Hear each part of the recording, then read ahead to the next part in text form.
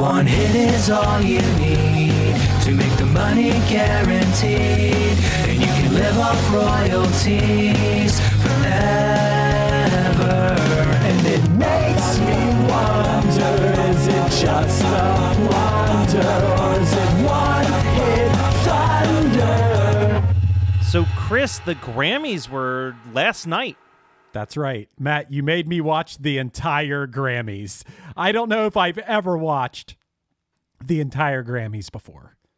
I don't think I ever have either. Now, like the MTV Music Awards in like the 90s and early 2000s, like absolutely would watch those from start to finish. And they would like rerun it for like a week or two on MTV after it aired. So like those I had always seen. Grammys were always a thing I forgot was happening until the next day in the paper when there'd be like a printed list of the winners or whatever. Yeah. I don't know if this is the norm or not. I was not aware that the Grammys are basically a 3-hour concert with a 30-minute award show attached to it. Hey, I actually, if I was going to put something in the positive column, that's kind of a positive of it, right? You get to watch a lot of live performances. I don't really want to see people go up and accept awards and give speeches and thank people I don't know who they are. No, I think that that's fair. So I did something a little different. So when I was a kid, I used to love reading like Entertainment Weekly and all of those like entertainment magazines. The Entertainment Weekly was the one I had a subscription for at one point in my life. But they would do things that were like the hot or not or whatever. So I did a running list of what I called the wins and losses of the Grammys. And I'm going to kind of work my way through these because the wins and the losses almost complement each other throughout the list. I think we're going to agree on a lot of stuff. Can we? I think so too. Can we do it chronologically? That's what I have it in. Okay, So I was going to say, you keep an eye on your notes as well. But so first big win, Dua Lipa's opening performance. Awesome. Yeah, it was pretty good. She was on like a metal jungle gym thing that was getting sort of turned, and she would move where she was on this metal cube thing, this like scaffolding. I thought it was pretty good. The song is that Catch Me or I Go Houdini song, which I think is just okay. It's not the best song, but just the visuals, I was like, oh, wow, this is like actually a pretty high production opening performance. But then an immediate loss, Trevor Noah's opening monologue, which had almost no jokes and was just a series of weird name drops. Yeah. As celebrities were showing up in real time behind him, which was insane to me. Yeah, it felt super cheesy. It felt really low effort. Although I would say that he was nice to everyone. Like, yes. He was very complimentary in his, I guess you would call, jokes, in his barely jokes. Here's what I'll say about Trevor Noah. Seems like a really nice guy. I feel like I'm on the same wavelength with him about the world and politics and stuff. My mom read his book, I think, and like, I guess his story is real impressive and everything. I just don't find him funny. Like, I felt like he was a bad Daily Show host. I think so. This is I have no evidence of this. Maybe by the time this episode drops later on today, there will be more information on it. Have you ever been in Los Angeles when it's raining? I don't think I don't know. I don't remember. I don't think so. Okay. Yeah. So when I only lived in LA for like 6 months, and I experienced one day of rain, and I would say that the rain that I experienced that one day would be the equivalency of a light drizzle, from what we're used to. But the way that the streets clogged up immediately by people not knowing what to do because they're not used to driving in rain, and they kept stressing how it was raining in LA that day, I almost wonder if they basically told Trevor Noah, like, hey, a lot of the big names are running late. We need you to stretch this out as long as you possibly can so that everyone gets here. Because it did feel like he, there were a lot of moments where I'm like, I don't think he's reading a teleprompter right now. I think he is literally just trying to come up with something on the fly in the moment during that monologue. I didn't realize that. And if you're right about that, then I'll give Trevor Noah credit, because to me it just seemed like bad jokes that not most people that host these things are bad at it. So yes, very much so. So if he was coming up with stuff off the top of his head, you did notice like Taylor Swift walked in to the thing while he was doing his thing. It seemed kind of awkward. Yeah. So yeah, okay. All right. Maybe we give him somewhere in the middle then. It doesn't have to be a loss. Maybe we'll give it a mixed feelings. Okay. We'll give it a mixed feelings more than loss. Okay. So then I wrote down win, despite the fact that I think the song is mid, Miley Cyrus's genuine shock at winning the best pop solo performance, but then the loss being whatever the hell that butterfly story was she told in her acceptance speech. One of the few things I liked about Miley Cyrus at the Grammys was her butterfly story. It was weird and awkward, and it felt like, oh, she's going a little long with this story. What is this story? But it was just like, when you stop chasing something, that's when the success finally comes to you. But if Miley Cyrus is, if her success is just winning a Grammy, she's already a super rich, successful person. So I don't really know what that's all about. I didn't mind the story. We're going to get into more Miley Cyrus, of course. We will. I agree with you that song is just okay. It's not the most incredible song of the year to me. No. It's not even the most incredible song from Miley Cyrus. It's pretty forgettable song, I find. It is. It's not like it's bad. We're talking about Flowers here, by the way. Flowers. It's not bad, but nothing about that song is very special. I told you early, I think I texted you she tried to write I Will Survive for modern times, and it's nowhere near, not even in the same continent of good as I Will Survive, right? Yeah, no, I agree with that. Yeah. All right, so this one I'm going to reverse it. I'm starting with a loss and then going into a win. Oh. So I said loss. This weird AI CGI Luke Combs fast car story promo segment. Win. Luke Combs using the popularity of the song to get Tracy Chapman to finally perform at the Grammys. That to me might be the peak of the whole show for me, is seeing Tracy Chapman on stage after I think it's been 15 years of retirement, singing Fast Car in front of people who love her. That was a heavy thing to watch for me. That was really cool. And I've gone back and forth a lot about how I feel about Luke Combs, some country dude covering this. But the more interviews I saw with him talking about it, where he's just my dad listened to this album in the car a lot and I loved it and I learned to play it when I was young and I just loved playing it. The reason I recorded it was because I loved playing it and we weren't even thinking it was going to be a single or a hit or anything, and then it was. That's really good reasoning. It doesn't feel like there was strategic planning of we're gonna go out and this song's gonna be a hit for you. You're gonna steal Tracy Chapman's thunder. It's just he just loves the song and he performs it pretty well. I'm not a country guy, of course, but as far as country guys go, he seems like a pretty stand-up dude. He even got he's usually a dude in a camo hat and a beard, and he even got a nice haircut and dressed up to perform the song. Yeah. I even respected that. So yeah, I kind of feel he's won me over a little bit. Yeah. Okay. So here's my next weird win or loss. So my win was actually having an International Artist Award be presented on television, because usually that happens during commercial breaks, followed immediately by the loss of realizing that 86 of the 94 awards had already been given out before the show even started. Yeah, I don't really care. Honestly, I don't care.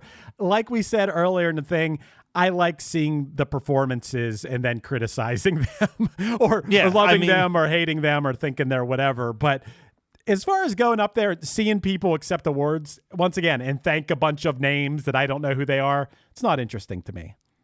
Well, so then I have a double win into a loss. So my double win is win, Billie Eilish's nice stripped down simple performance. Another win, Boy Genius Paramore and Killer Mike all winning Grammys. Loss, Killer Mike getting arrested immediately upon leaving the Grammys. Yeah, he won 3 Grammys and got do we know what he got arrested for? All that I've read was suspect in a violent altercation that day. Okay, weird. Like, okay, great. So we got to talk a little bit about SZA's performance. Yes, we do. It was the Kill Bill themed, of course, her song Kill Bill, which I don't think is even the best song on the album. She performed Snooze, which I love that song. And dude, when it comes to SZA, I realize she's like this huge artist, but I just have this playlist that I have songs on and I listen to regularly, and it could be bands that no one's ever heard of or artists no one's ever heard of or the biggest artists in the world. They all get mixed together, and sometimes I don't have a real concept of how big or not big an artist is. I knew SZA was big. I didn't know that performing Snooze on the Grammys big. I guess I realized that she was this big or whatever. That song's like an everyday listen for me. So I was like, oh, nice. I didn't know this song was big. I'll have more about SZA shortly. Okay. For sure. My next win-loss, and then I'll just double up on this quick loss that I'm sure you have no opinion of, but I'm going to throw it out there. Actually, I'll start with that loss. The loss that you don't care about. Which is Taylor Childers not winning any of the country awards because his album's awesome. But win, I wrote Miley Cyrus's performance being very loose and fun. Loss, Miley's performance also not being particularly good. So, look, I love that Miley just doesn't care. I think that's charming to me. I love that, but does that mean that I also just that I have to love anything else about her? Can I still think can I love that sort of punk rock attitude, but at the same time not like her song, not like her performance, not really like anything? That's okay, right? I think that's all right. I mean, she came out, dude. Yeah. She started the song and she goes, "Why are you acting like you don't know this song?" Miley, maybe everybody knows the song, but just thinks it's not that great of a song. Because that's what I was thinking. Yeah, I know it. I thought to myself, who is this song for? If somebody's heart is broken, is this the song they're going to? Do people really relate to Miley Cyrus in some way? So here's my theory. Here's my theory with this song, and it might be because when I think of the song, I literally only think of the first line of the chorus, right? Where she says the name of the song. Yeah. And that makes me think is this one of those songs that was almost written for the inevitable TikToks that people would use the beginning of that chorus for some TikTok video to their ex on or something like that? I don't know. I can't help but not think in a post-TikTok world stuff like that. But let's talk about SZA, because I put win. SZA running late to the stage to accept her award because she was still getting cleaned up from her performance. Yeah. But then I put a slight loss. SZA praising Lizzo so much, followed by a question of whatever happened with that giant lawsuit against Lizzo anyway.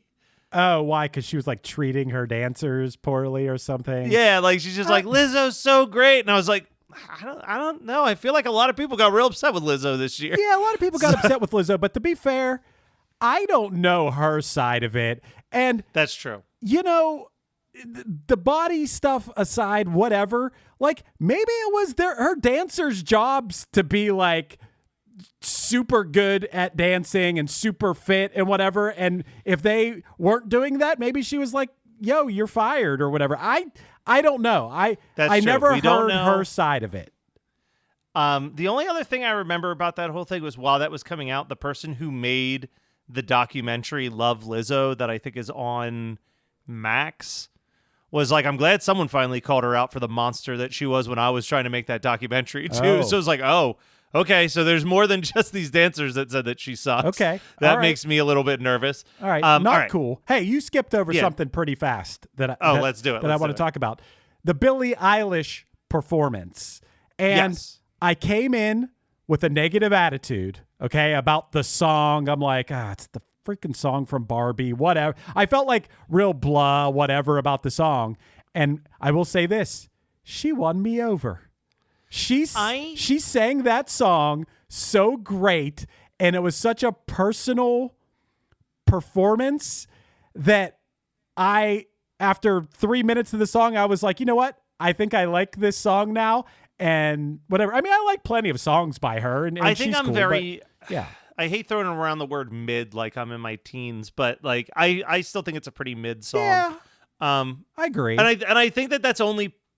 I feel like I only feel that way because it's being so praised as amazing. And maybe I'm just a little hurt because our boy Dan Wilson didn't get the Song of the Year award to that one. Yeah, but not that I even knew that song. I was like, I dude, don't know what this song is, but Dan Wilson's in contention, so let's do it. We're going to talk about him at some point, but why is John Batiste nominated for all this stuff? Is he a guy that gets like, all I know him as is Colbert's band leader? Like, why is he nominated for? I realize he's amazing or whatever, but does he get played on like the radio and stuff? Like, well, who knows his music? You also have to factor in like let's not forget that like the Grammys, one of the most infamous Grammy sweeps of all time was Norah Jones taking like all of the awards. And like, I love Norah Jones, but you know, that jazzy album was not exactly being played everywhere. But hold on you know a second. I mean? Like, the hit song from it don't know why. That's true. Yeah. But there's been times where like the album of the year went to some obscure jazz instrumental album. So I think it's just whatever work. I mean, look, we're friends with people who had albums in like the short list contention. You know what I mean? Like there's been at least 2 people on this podcast who had potential children's album nominees and stuff like that. So, you know, I think it's just a matter of submitting it. I'm going to do a quick loss that we can talk about for a little bit, and then I want to have a double-headed Olivia Rodrigo thing here. Yes. But the loss, I'm going to say, and we were texting a lot about this, U2 performing at the Sphere. Oh. So U2 is performing at the Las Vegas Sphere, Chris, and I don't know if you know this, but I was looking into it because I was curious. And what they're performing is the Actung Baby anniversary. So the fact that they're there representing this album and they play this shitty new song called Atomic City, and then I looked at what the rest of the set list is that they play, and we could have gotten them playing Mysterious Ways or Where the Streets Have No Name or Beautiful Day. Any of those songs I would have taken over this fucking Atomic City garbage. They have not had a good song since the album with Beautiful Day and Stuck in a Moment You Can't Get Out of. Like, that was the last good U2 song that I can think of. Why on earth? Who, once again, I feel like I'm going to say this several times. Who was that for? Who wanted to hear a new U2 song performed at the Sphere? Chris, let's be sincere for a minute. Outside of Taylor Swift fans who will follow her anywhere, I feel like the average Grammy watcher is older than us. Like, okay. I think that the people who tune in for the Grammys are boomers. Boomers love you too. Okay, sure. Hey, I feel like more often than not, I kind of stick up for U2 because they have so many great songs in the 80s that and even in early 90s, but yeah, they fell hard. Once the 2000s hit, they were tapped out. Matt, even if they're playing for boomers, why wouldn't they play one of their 10 great songs? Why? That was the lowest point of the. I mean, there's another really low point. I was going to say, hold on a second. Yeah. Hold on a second. Pause your thoughts on there, Chris. we'll argue about which was worse. I know what I know what we're going to talk about.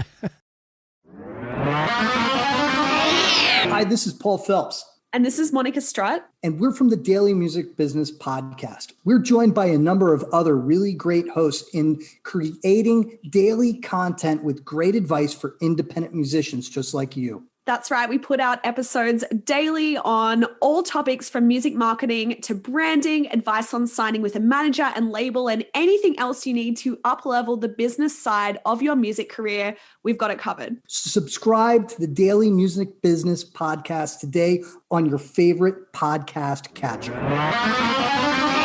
Subscribe today to the Daily Music Business Podcast on your favorite podcast platform. Hey everyone, let me take a quick minute to tell you about my experience with AG1. I'm sure I'm not the only person who's felt sluggish and stressed and not able to focus. But when I started drinking AG1 daily, I could feel a real noticeable difference in my daily health. That's because AG1 is a foundational nutrition supplement that supports your body's universal needs like gut optimization, stress management, and immune support. Since 2010, AG1 has led the future of foundational nutrition, continuously refining their formula to create a smarter, better way to elevate your baseline health. It's funny, when I first started drinking AG1, I sent a picture of it over to my friend Mike. He's a buddy of mine that's pretty health conscious, so I thought that maybe he'd like it too, and I was about to recommend it to him. But you know what his reply was to me? He sent me a photo right back of his AG1. He was already a step ahead of me. And since then, I've talked about it to him several times, and we both agree. AG1 makes us feel more energetic, makes our stress levels feel more manageable, and we feel like we're getting the nutrients our bodies crave. And that's why I'm proud to call AG1 a sponsor of One Hit Thunder. It's the supplement I trust to provide the support my body needs daily. If you want to take ownership of your health, it starts with AG1. Try AG1 and get a free 1-year supply of vitamin D3, K2, and 5 free AG1 travel packs with your first purchase. Go to drinkag1.com/onehit. That's drinkag1.com/onehit. Check it out.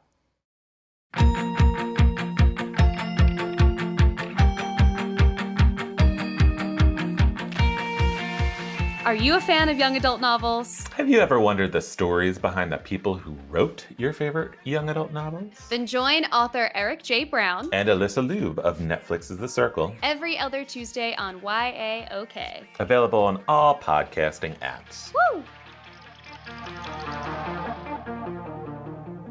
So I'm going to have a win and a loss here. Win, Olivia Rodrigo performing the hell out of the song Vampire, which is probably my least favorite song on that album. But Really? man, does she perform it well. But then I wrote loss for Midnight's Beating Guts for the pop vocal album. And we're going to talk about Midnight's a little bit more later on. I'll just say I genuinely think that Guts was the better pop album of those two pop stars in 2026. 2026, Jesus, in 2023, personally. That's my personal opinion. I listened to the whole Olivia Rodrigo album a few times. I don't know if I ever listened to the whole Taylor Swift album. Obviously, Taylor Swift's the more popular. Is there, there were rumors that Vampire was about Taylor Swift. Did you hear that? I've heard that rumor because Taylor Swift was her idol and she co-wrote a song with Jack that sounded similar to a Taylor Swift song. So the story that I understand, the reason why people think Vampire's about Taylor Swift is because Olivia Rodrigo was very upfront with how much of a big fan she was of Taylor Swift. And most of the album Sour is about Olivia Rodrigo's boyfriend, Josh Bennett, dumping her to date Sabrina Carpenter. And then Taylor Swift took Sabrina Carpenter out as her opening act on her tour. And I think people assume, I don't know one way or the other, but I think the assumption is, man, this girl's been so public about how big of an inspiration Taylor Swift is. And then Taylor Swift doesn't ask her to be the opening act on her tour, but takes literally the person she wrote 11 angry songs about to be her opener instead. And kind of like that Don't Meet Your Heroes type song. I don't think that that's true. I think that that's just tween pop star fans getting really into the weeds about stuff. And if you look through all the lyrics of that song, it doesn't feel like it's about. It doesn't make about another. It feels like a relationship song. I got a question or for you. about a record label. I could see it being about a record label, but if it was that next, slightly metaphorical, it sounds like it's a bad relationship song, but the relationship's with someone in a position of power and not necessarily a boyfriend. But yeah, I don't think it's about Taylor Swift either. All right. I got a question for you. Why can you say damn, but not goddamn? I have no goddamn clue, Chris. And that's why I think this is also the episode we announce the Cussies. Yeah, the Cussies. Which is going to be our yearly award show on the One Hit Thunder podcast. Don't hold us to this idea, where we award the best cusses in film, television, music. Yeah, I love it. I mean, pop culture. It would take a lot of work on our part to figure out what the best cusses were, but I think it'd be worth it. No, it's not, Chris. All we're going to do is just post one of those polls where people can add options into it and say, hey, on the Facebook, hey, we're looking for nominees for the best cuss in a movie in 2024. and let people send their things, and then we'll I like it. look into the options and So, make our. We got to do. I think we have. Chris, I was thinking about this all night last night. Okay. We bring in some of our fan favorites as presenters. Like, we don't even present the awards. We're the hosts of this 20-minute podcast award ceremony, and, like, Tony Hart is the presenter, say, for the best cuss in a movie. And, well, we got to do movie, TV show, song, and maybe the best cuss on One Hit Thunder. Ooh, that is a good one. Okay, we'll see. That'd be a pretty good one. Hey, also, during the Olivia Rodrigo performance, I thought they were going to do, I thought this would have been badass. I thought her performance was, like, pretty good. Obviously, she sings well. I thought they were going to do the Carrie Pig's Blood thing. And I was like, if she does it, that is so badass. And she didn't do it. She didn't do it. She did. Did you watch her performances on SNL? Both of her performances on SNL were really cool and interesting. I liked that. Yeah, she's good. All right. So I've got 2 wins and a loss. Okay. For the entire In Memoriam segment, which was like 16 minutes long. It was a long piece. So I wrote loss. As much as I love the song For Once in My Life, this weird Tony Bennett, Stevie Wonder collab as a tribute to the musicians who passed away didn't do it for me. And The Best Is Yet to Come seems like a weird song choice for this segment. But then my wins were Annie Lennox featuring Wendy and Lisa covering Nothing Compares to You, and Melanie being featured amongst the dead musicians in the In Memoriam segment. I loved Annie Lennox performing Nothing Compares to You with 2 members of The Revolution as the backup band. Like, I was like, that's fucking awesome. Well, look, I never want to say anything bad about Stevie Wonder. He's one of my all-time favorites. Oh, same. I would have so much rather he just played the song like the way it's supposed to be played. Like, that was really weird. It felt, I don't know. It felt so weird. I saw Stevie Wonder, I guess it's been, probably pushing 10 years ago now, but he was so amazing. And yeah, that wasn't Stevie Wonder at his full powers or whatever. The Annie Lennox thing was cool, of course. I felt like, obviously, nothing compares to Shanae's version of it, but of course she did pretty well. Then John Batiste did the third part of it. I thought that was the weirdest part because it was some uplifting gospel thing, but it felt really all over the place. Like, he put this thing together and it was just people singing all over just the arrangement of it felt like madness, and it didn't feel appropriate for what was going on, being the In Memoriam. I made a note of some noteworthy In Memoriam people: Tommy Smothers of the Smothers Brothers, Jimmy Buffett, of course, Sinead, Shane McGowan, Wayne Kramer, Andy Rourke from the Smiths, Randy Meisner, Burt Bacharach, Seymour Stein, Melanie, of course, Rodriguez, Gordon Lightfoot, and, of course, Tina Turner. And then Fantasia came out and did Tina Turner. How did you feel about that, Matt? I didn't mind that at all. I mean, so I looked at John Batiste did Ain't No Sunshine and Lean on Me. Ain't No Sunshine, fine. Yeah. Like, that kind of makes sense. Lean on Me is a little bit more difficult of a sell for me as a In Memoriam song. But, I thought that Fantasia did. It's funny. Fantasia was like, there's only maybe 1 or 2 seasons that I really watched American Idol, and hers was one of those seasons. Yeah, me too, for some reason. Why? Yeah, and I didn't like her that much when she was a contestant, but like over the last like 5 or 6 years, I keep hearing more songs by her, and like now I get it. Because I think when she was on American Idol, it was just very much like, oh, this is just like Walmart brand Macy Gray. Like, it was like another like raspy voice soul singer kind of on there. But like, she actually has some great songs. Oh. So, and she can sing. You know, shocker, an American Idol contestant can sing. Yeah, I thought she did pretty well. I thought her performance was pretty good. All right, so here might be the biggest win of the entire night. We were texting about this jokingly, but then it happened.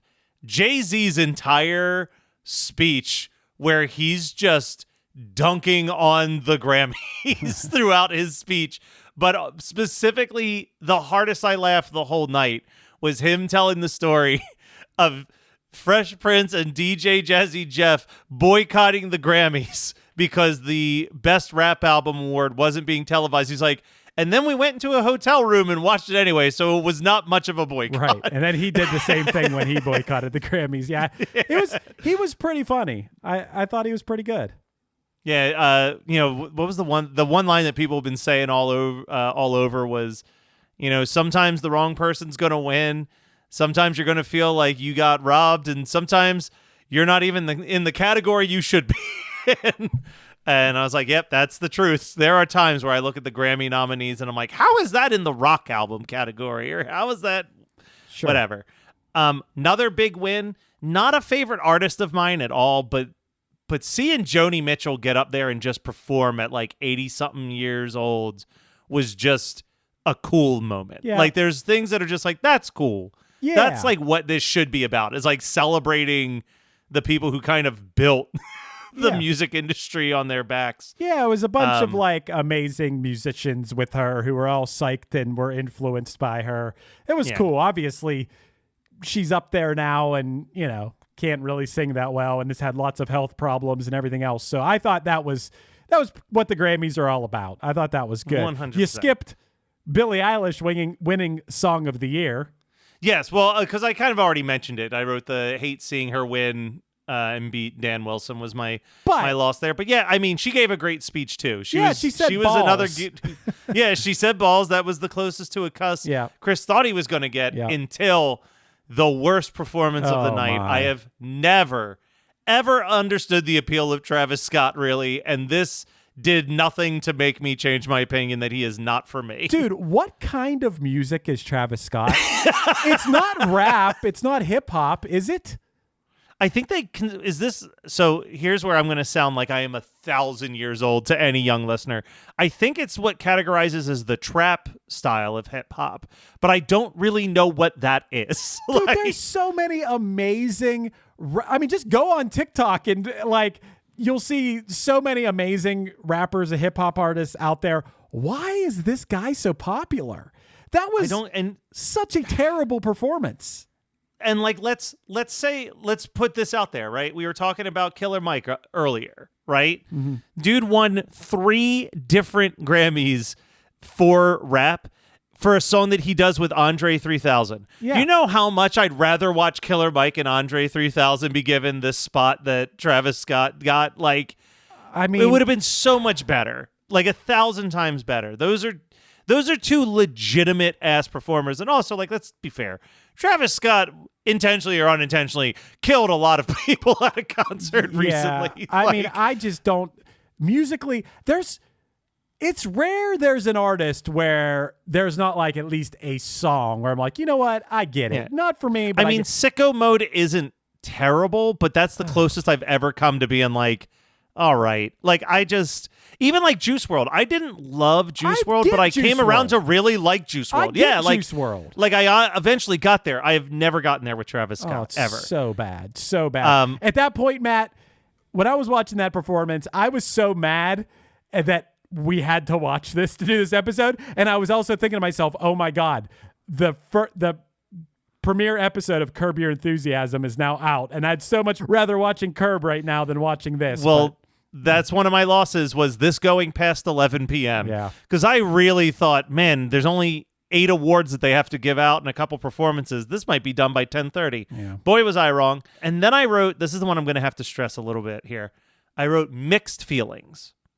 And my mixed feeling was Taylor Swift having the most Album of the Year wins of all time. While I find this interesting, I don't think Midnight's should be the album that is associated with that history-making moment, especially compared to when the other Album of the Year wins for her were Fearless, 1989, and Folklore, that I think are all like undeniable great albums, and I think Midnight's is just middle of the fucking road. Like, I actually was hanging out this weekend with frequent guest and one of the world's biggest Taylor Swift fans, Matt DiStefano, and we were talking about this album, and he's like, I think it's one of her worst releases, honestly.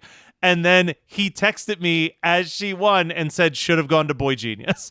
Like, yeah, like it's a bad win. It's a bad win. She would have gotten that history making moment in a year or two, I'm sure, with this new album that she announced. But this was not a good enough album to beat out all of the other albums that were in that category. You know, this past year was a year where I don't have a real clear like album I was really rooting for. Yes, I like the Boy Genius album, you know, to a certain extent. I like it. Yeah. I like the SZA album, not the whole thing all the way through. Yeah. I like selected songs. But there wasn't like a real clear-cut one. I've always felt when it comes to Taylor Swift that I'm pretty indifferent, leaning on the side of she's fine. I don't understand the hate, and I also don't understand the obsessive love. I think she's pretty good.